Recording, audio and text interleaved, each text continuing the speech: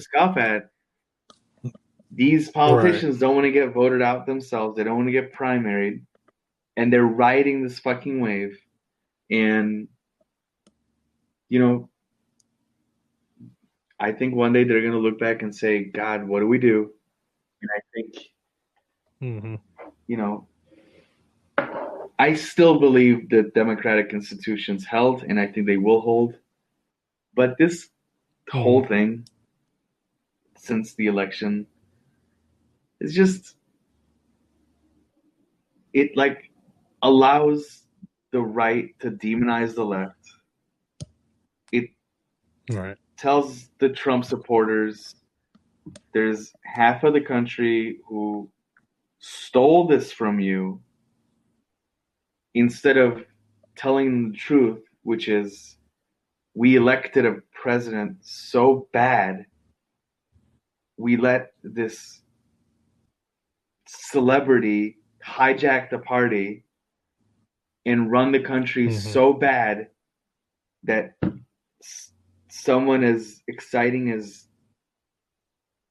an Amazon shipping bot won won the presidency. And instead of admitting that, they're just going with the narrative that it was stolen. So Right. those are my thoughts on it. Yeah, and especially when they selected Joe Biden, I was like, oh fuck. Here we go. Even though be you look at Joe Biden, he has some policies that's more progressive than Barack Obama. That's a shock to He say. does. But yeah, he has more, he's a little bit more progressive than Obama. But still, it's just like fucking Joe Biden. Like, what the hell? He's old as dirt. Like this guy. And but as this pandemic kept going on and Trump kept just shooting himself in the fucking foot, I was just like, shit, maybe Joe's got a shot. Because Trump keeps shooting himself in the fucking foot every fucking 5 minutes. Like he subconsciously doesn't want to be here. I mean, yeah, you're right. You're right. And, like, but knowing that if he's not there, he's going to open him and his family up to investigations. Um, fucking, that's going to probably send him to jail. I still think that next year, the year after, you're probably going to see a trial of him because he can't pardon himself for state crimes, and the New York state attorneys over here fucking looking at like the person that was most happy after Biden was declared a winner as a New York state's attorney because they're fucking licking their chops because you can't, president can't pardon people for state crimes. He can only pardon for federal crimes, and the state's attorney is going to nail his ass for fucking tax evasion, fraud, and a shitload of things. So now he's fucking panicking and shit. But there's still a part of me that might Joe Biden might just go whisper in their ears like, "Hey, let's I just think move that's what's going on." to happen.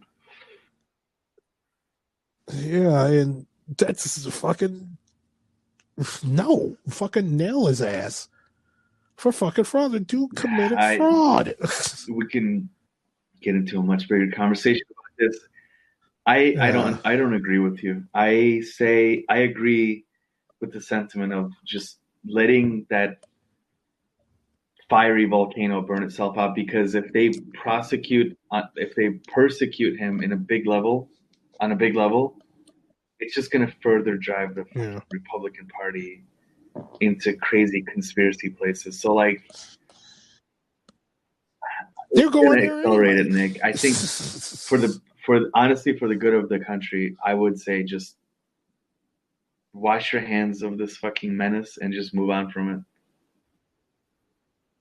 But what's to stop the next person from doing shit, the same shit?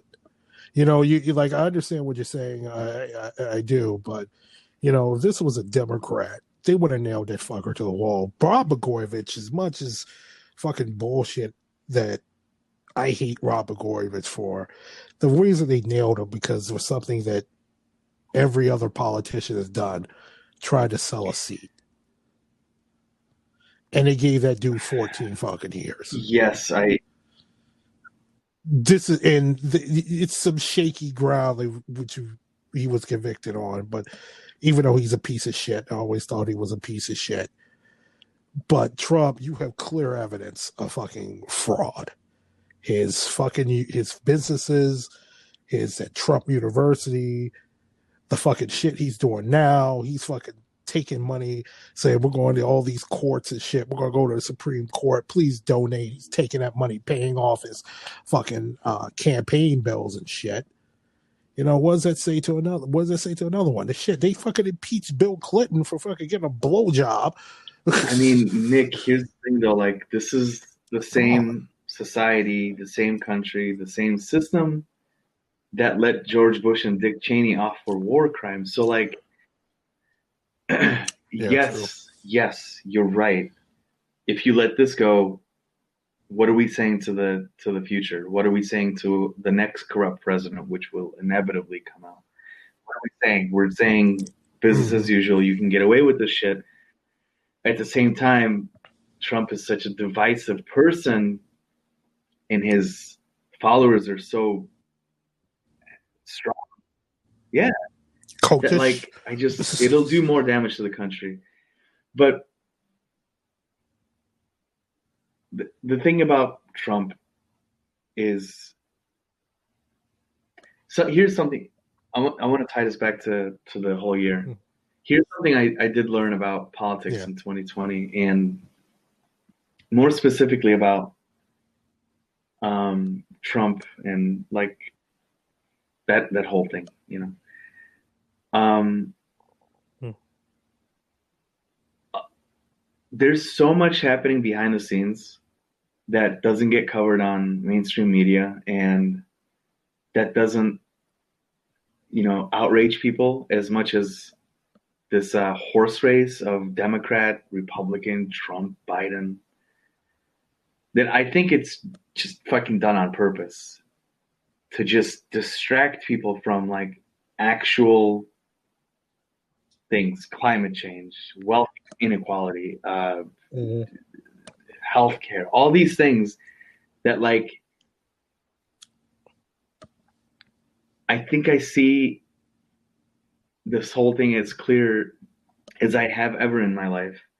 Where yeah, Right. prosecuting this man is the right thing to do, but it will just be another shit show.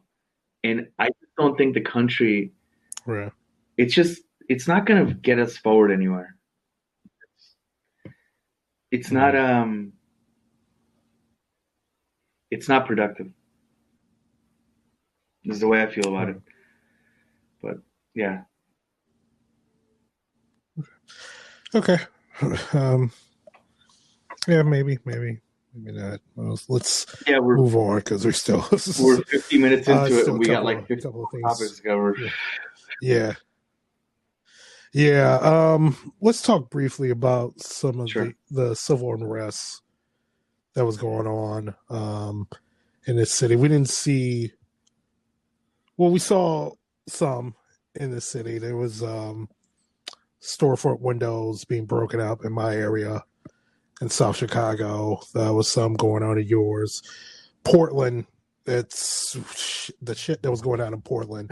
There's a podcast out on that from the makers of Behind the Bastards, which is on Spotify. If you're listening on Spotify, just look up Behind the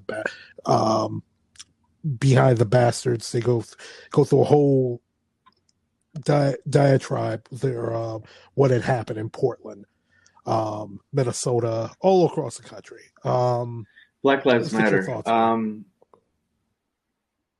it. Mm-hmm. The Absolutely.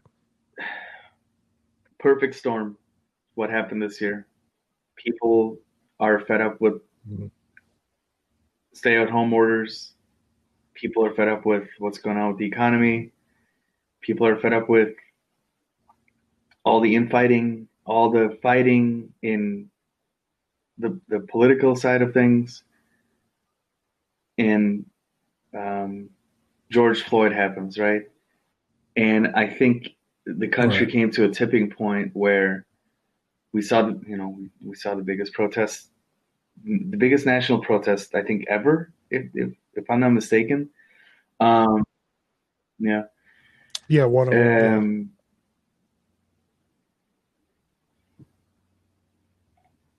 Yeah. Um, um, I want to say the energy I saw on the streets this year felt different Mm-hmm. than previous Mm-hmm. pushes. Um, I don't know. I kind of feel a bit of a sea change in this Mm-hmm. nation's um, sense of morality when it comes to racial injustice.